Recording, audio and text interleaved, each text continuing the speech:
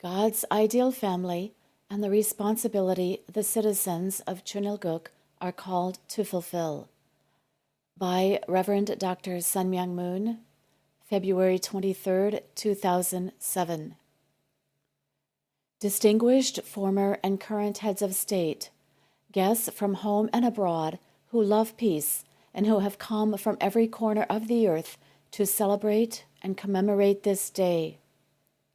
First of all, my wife, Dr. Cheon Moon, our entire family, and I would like to welcome you all to this occasion.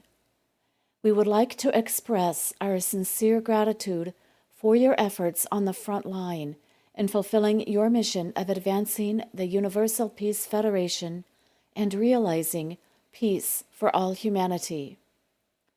As you may know, following the coronation ceremonies at which I was acknowledged as the King of Peace, held both in a United States Senate office building and at the Korean National Assembly in 2004, I founded the Universal Peace Federation in New York City on September 12, 2005.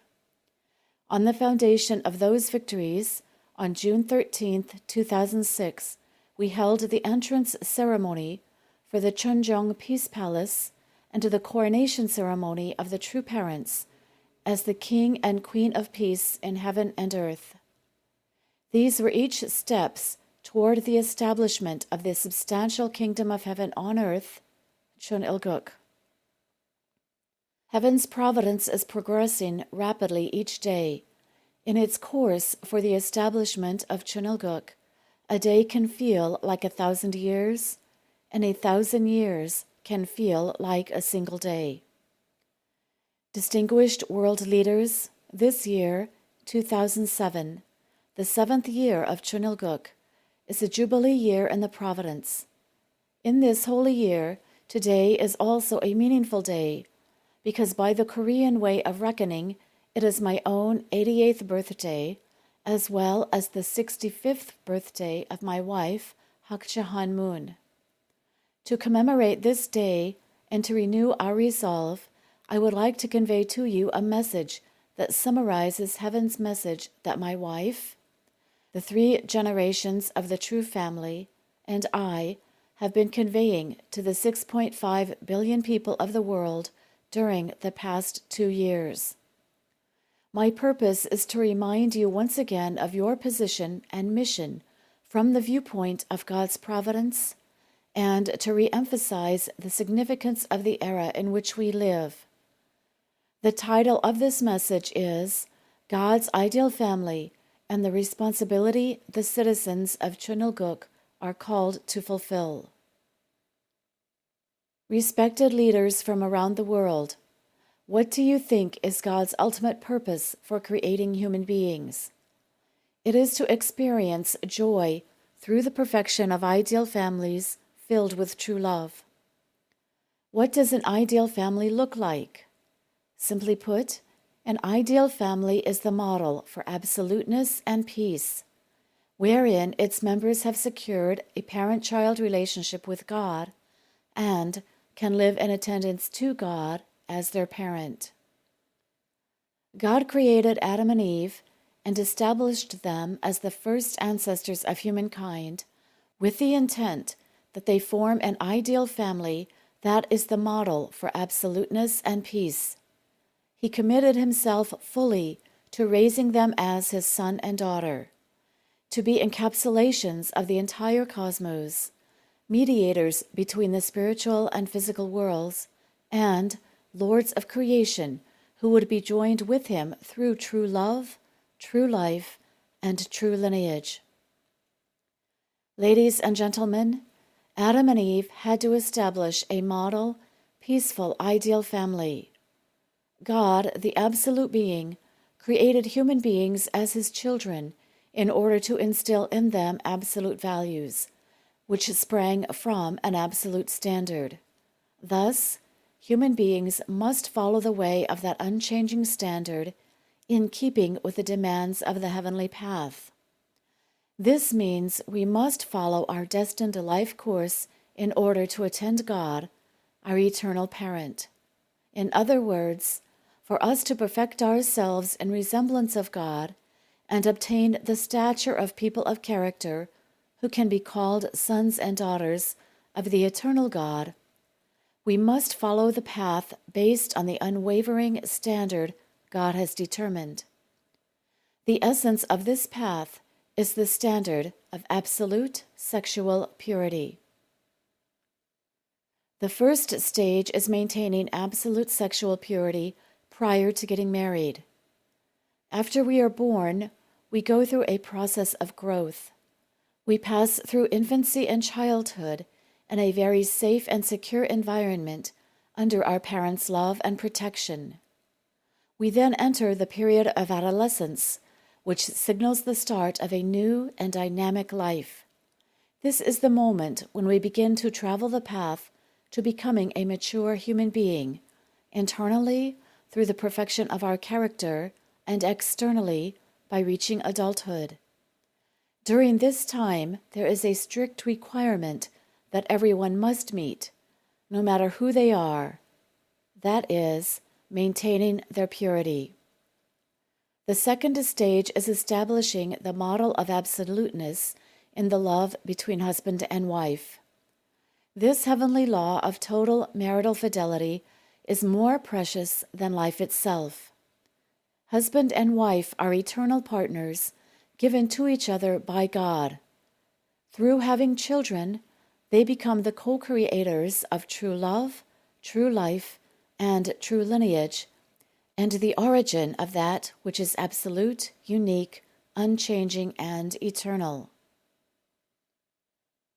How could people who preserve their purity before marriage, and whom God bonds together in purity as husband and wife, ever deviate from the heavenly way and go astray, following a wrong path? Ladies and gentlemen, absolute and sacred conjugal love is the greatest blessing that heaven has bestowed on humankind. Yet, without adhering to the principle of absolute sexual morality, the path to the perfection of one's character, to spiritual maturity, is closed.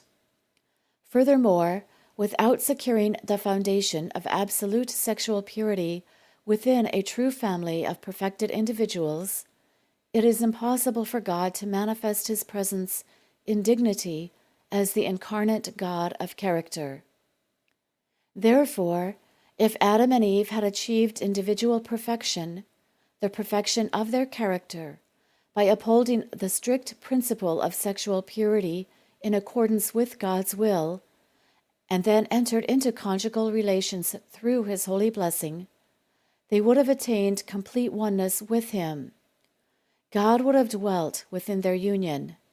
Their children would have also been linked to this holy order of true love and enjoyed a direct relationship with God as their parent. What is true love?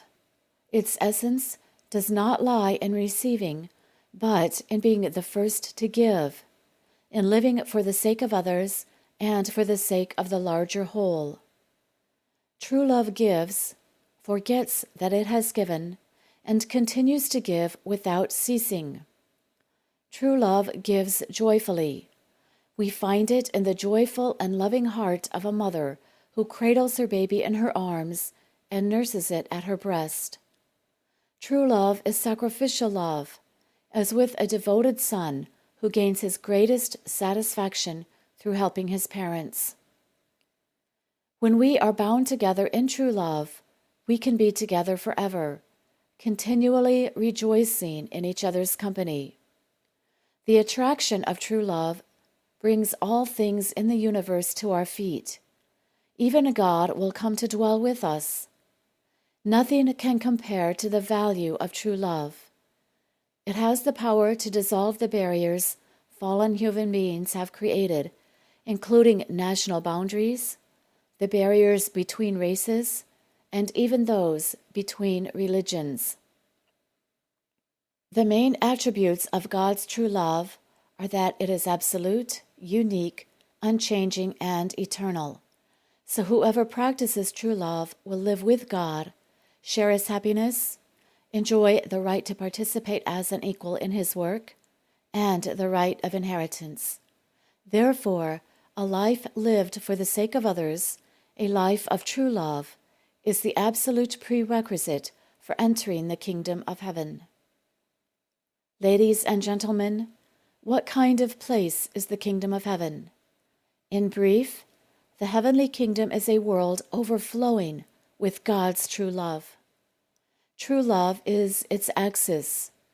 True love is everywhere, in the outward expression as well as in the inward thought. Everyone's life is filled with true love from beginning to end.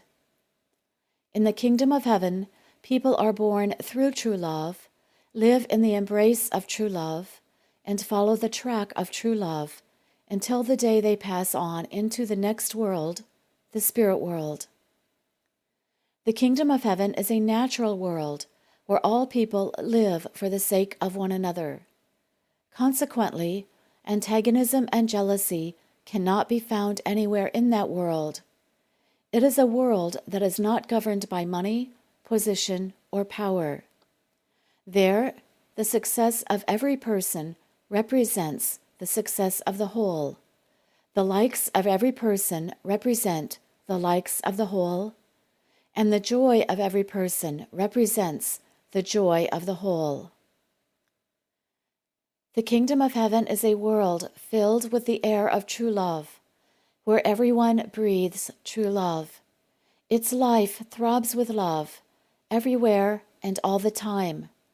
The citizens of that kingdom are all linked together through their common membership in God's lineage. There, the whole world and all its people are connected in an inseparable relationship, like the cells in our bodies. True love, the love that is God's essence, is heaven's only governing power. Accordingly, God also exists for true love. Do you know what has pained God's heart most, causing him the greatest grief over the long history since the fall of Adam and Eve? God lost his lineage, and with that, God lost the basis of human brotherhood and even his ownership over the creation. God's lineage is more precious than life itself, yet this was lost. Without it, the fruits of true life and true love never matured. Ladies and gentlemen, lineage is more important than life and more precious than love. Life and love come together to create lineage. Lineage cannot be established if either life or love is missing. Therefore, among the three, love, life, and lineage, lineage is the fruit. God's lineage contains the seed of true love. God's lineage provides the context and environment for a true life. Hence, for us to become the ideal people envisioned by God, that is, people of ideal character, and to create ideal families, we first need to be linked to his lineage. To take it a step further, only when we are linked to God's lineage is it possible to create God's homeland, the ideal nation.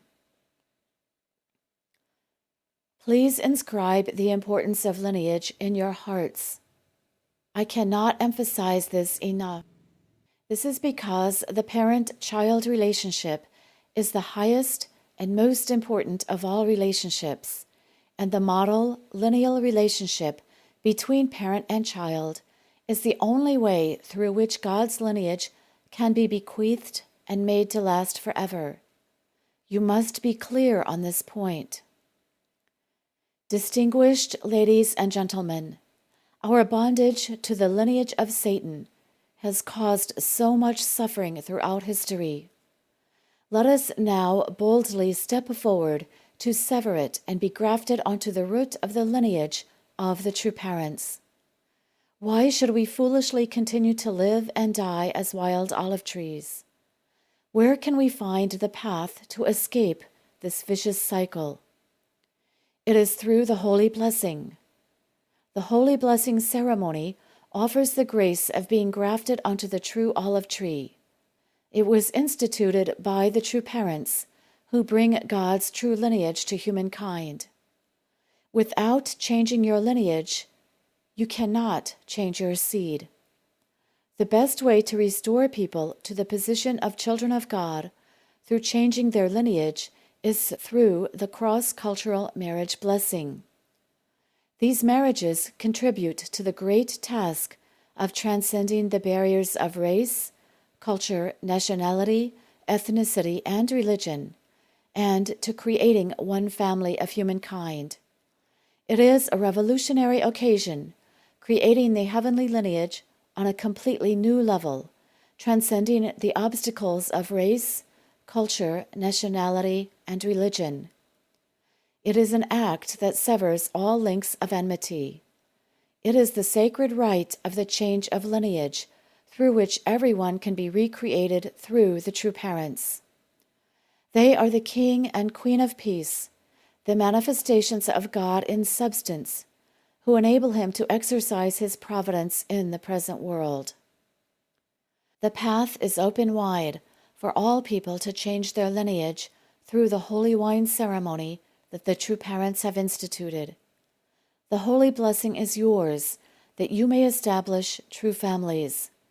The responsibility you are called to fulfill is to teach others, without fail, that the perfection of a life of absolute sexual morality through the cross-cultural marriage blessing is the ultimate means and method to establish a peaceful ideal world here on earth. Ladies and gentlemen, the family sets the pattern for living together.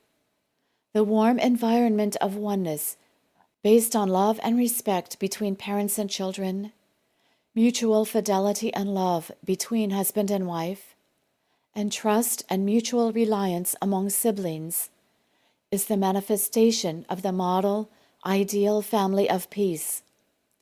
This means that you need to establish a true family, wherein the stem of true love emerges from the root of true love and bears the fruit of true love.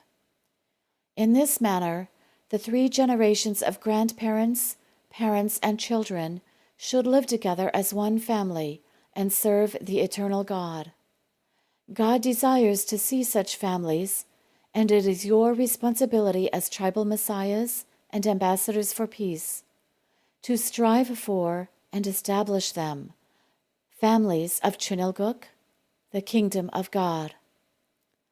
Ladies and gentlemen, you should form families that God will miss and yearn to return to after he has been away.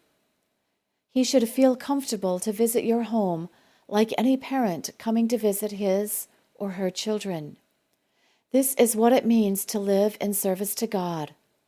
Within such a family, God is the vertical subject over your conscience, and your conscience is the vertical subject over your body. Thus, unity with God brings your mind and body into harmony. Family members who have established that vertical axis can perfect the 4 realms of love and heart: parental love, conjugal love, children's love, and siblings' love. The family links all directions, up and down, front and rear, right and left. They revolve around each other in everlasting spherical motion. This is the eternal God's model, ideal family, which expands to ideal model nations and a peaceful ideal kingdom. This means we need a movement to realize a society of interdependence, mutual prosperity, and universally shared values. We need to make humanity one great family by breaking down the walls in our hearts and eliminating even the boundaries between nations. This movement begins from each family. If only the entire world were filled with such true families, it would be an orderly world where people governed themselves by the heavenly way and heavenly laws, with no need for lawyers, prosecutors, or even judges. Who would be most fully aware of your good and bad deeds? It would be your grandparents, your parents, your spouse, and your children. Is there anything that cannot be resolved within the family? When parents and children, husband and wife, and elder and younger siblings set an example of living for the sake of one another, how could they do anything unforgivable? What reason would they have to commit crimes? A world governed by the heavenly way and the heavenly laws is a natural world, an unobstructed world of truth and pure reason. It is a world at the high noon of absolute values, without any dark shadows. Therefore, each of us should bear in mind that it is our providential calling to establish a true family. This is the way we can expedite the establishment of the universal peace kingdom on earth. Viewing the structure of a human being from another angle, we can perceive that God created us as entities with dual characteristics.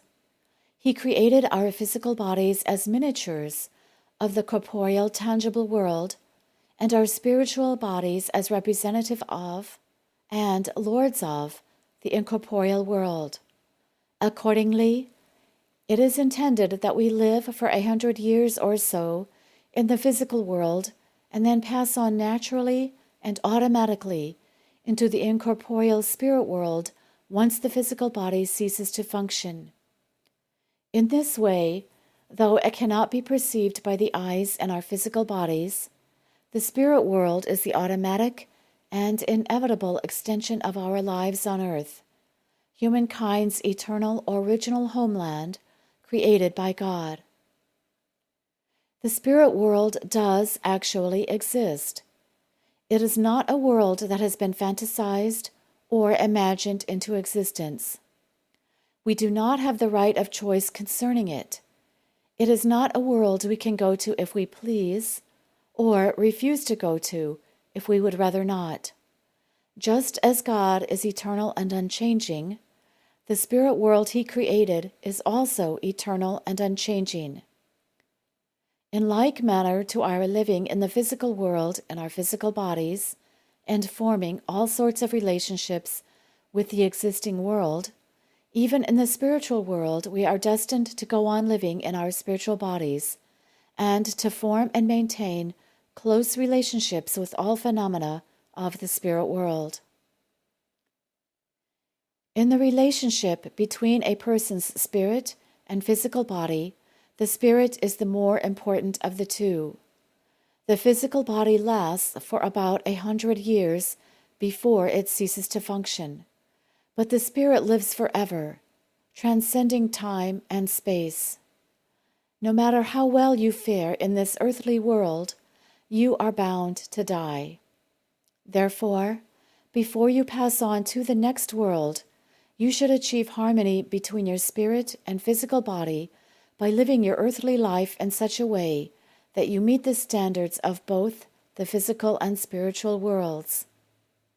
In other words, you are called to take up the responsibility of perfecting your spiritual self within your physical body based on the finite life you live in the tangible physical world. This does not mean, however, that the perfection of your spiritual self happens automatically. Only on the basis of your having fully united your mind and body during your earthly life, by expressing true love through your actions, can your spiritual self fully mature. While living on earth, your every action and movement, without exception, is recorded on your spirit self, with the public laws of heaven as the standard. Accordingly, you will enter the spirit world in the form of your spirit self, on which your earthly life is recorded with 100% precision. Your spirit will show plainly whether you have led a ripe life of goodness or a wormy, rotten life of sinfulness. What this means is that God will not judge you. You will be your own judge. Ladies and gentlemen, my life for the past 88 years has been one of sorrow, marked by inexpressible suffering and persecution. As the third Adam, the true parent, I need to indemnify and completely reverse all the failures of the first and second Adams. I am responsible to complete not only the mission of the Savior, the Messiah, and the Lord at his second coming, but also the missions of all those major figures from whom religions have sprung. Bearing similarities to God's creation of the universe, my life has constituted the great work of the recreation of humanity, where not even the smallest error is permitted. It has been a lonely course that cannot be discussed with anyone, one that took me down thorny paths through the wilderness, paths that I had to follow while utterly alone. Not even God could acknowledge me. Frequently hovering in a state between life and death, even vomiting blood, I still had to rise again like a phoenix to remain true to my promise to God and establish the model of the ideal family and of absolute sexual purity. I had to endure imprisonment 6 times, though I was innocent, for working in the underground independence movement in my early days while studying in Japan, for propagating the will of God in Pyongyang, which was under communist control immediately after Korea's independence from colonial rule, during the Syngman Rhee administration after Korea had been reborn as a free nation, and even in the United States, which proudly presents itself to the world as a model of democracy. Who on earth can understand my eventful life, which has been for the sake of perfecting the model of absoluteness in conjugal love? Mine has been a life of misery. By biting my tongue, I have endured for the sake of our God, who deserves pity, and for the sake of the salvation of the world's fallen people who are suffering in the realm of death. Even now, if one person were to look into my heart and speak just one word of sympathy, I would burst into tears, and my tears would flow like a waterfall. Ladies and gentlemen, once someone becomes an old man of 88, he would normally look back on his life and quietly prepare to enter the next world.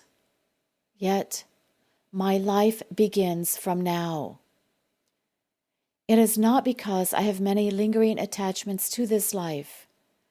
It is because I still have yet to fulfill the mission for which I received my call as the true parent, to save people who are suffering in the fallen realm, unable to escape from it. Now, the revolutionary era after the coming of heaven, the time of harvest has arrived. This year, I will continue to guide you in carrying out this universal revolution for the restoration of humanity. Please do not hesitate. Let us hold hands and together uphold the heavenly decree in fulfilling our calling and responsibility.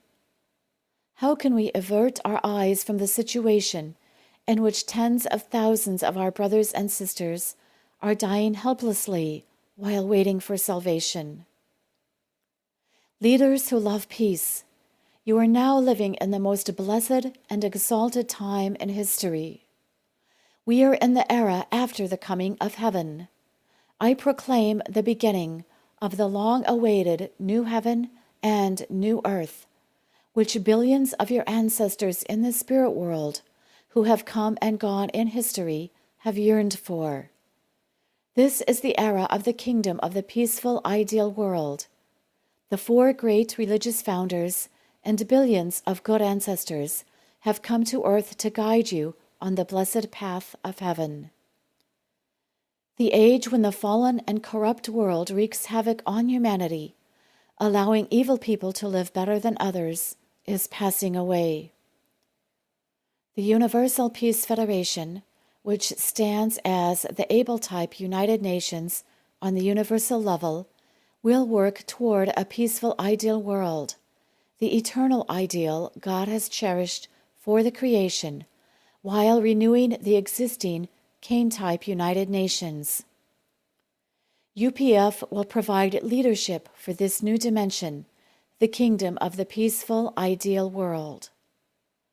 The Universal Peace Federation, born through our concerted efforts, represents God's victory and the fruit of the true parents' blood, sweat, and tears. It is the world's cherished hope. It will carry out the role of an able-type peace kingdom, representing a new sovereignty of universal peace known in Korean as Cheon, a counterpart to the existing Cain-type UN. The era after the coming of heaven that God and true parents have begun is a time of dramatic change. You have the mission to make this era blossom and bear fruit in blessing and glory. I have said that in this age we must recover the true lineage that was lost when Adam fell, by receiving the marriage blessing through the true parents.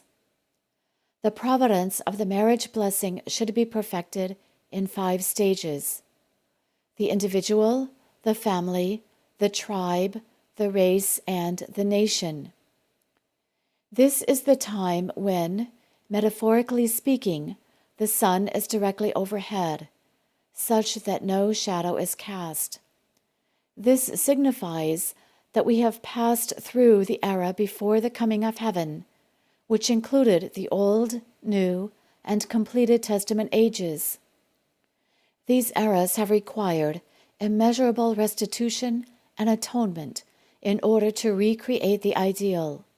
The present time, however, corresponds to the era prior to Adam's fall, of building the original ideal world. It refers to the era of true love that is all-encompassing, all-powerful, and has overall authority. It is the realm of heart in which the spiritual and physical worlds are bound together as a unified realm with true parents, the King and Queen of Peace, at the center. In other words, it is the time of the kingdom of peace and unity in heaven and on earth. Ladies and gentlemen, your mission and position have been made clear. I have explained that within the realm of God's grace through the true parents, the way is laid out for all people to change their lineage through the holy wine ceremony, to receive the holy blessing and establish true families. The ultimate way to establish a peaceful, ideal world here on earth is to perfect a life that embraces absoluteness in the marriage relationship through the cross-cultural marriage blessing. The cross-cultural blessing is the grace by which you inherit heaven's lineage. You have come to know clearly that the mission for which God has called you is to unfailingly teach these things. Furthermore, as an heir and actual representative of the true parents, you must now move beyond your concepts and level of awareness to fulfill the responsibility for which you have been called. There is no time to lose. A fearful day of judgment will come if we fail to fulfill our calling, the responsibility and mission that heaven has given us in this era after the coming of heaven. During the entrance ceremony for the Cheon Peace Palace and the coronation ceremony of the true parents as the King and Queen of Peace in heaven and earth, held on June 13th last year, I proclaimed the 7 basic obligations and mission based on the heavenly standard for becoming a citizen of Cheon. Please be victorious in fulfilling those basic obligations and mission. Leaders from around the world, please become true princes and princesses who live in attendance of God as your true parent, for he is the peace king of the multitudes. Let us build the kingdom of the peaceful ideal world of the sacred reign of peace by attending true parents who have been enthroned as the King and Queen of Peace in heaven and earth, in the realm of eternal liberation and freedom, where there is no need for the Savior, Messiah, nor Lord at his second advent, and fulfill the dutiful way of a true, devoted child, a patriot, a saint, and a member of the family of God's sons and daughters. Let us establish a model ideal family through which to bring the complete settlement of the ideal realm of liberation and complete inner freedom in heaven and on earth, and the peaceful kingdom of goodness in which we can enjoy a time of absolute, unique, unchanging, and eternal peace and prosperity, and which can become the homeland of peace in heaven and on earth that can be eternally praised. May God's blessings be upon your family, your nation, and the world for all eternity. Thank you.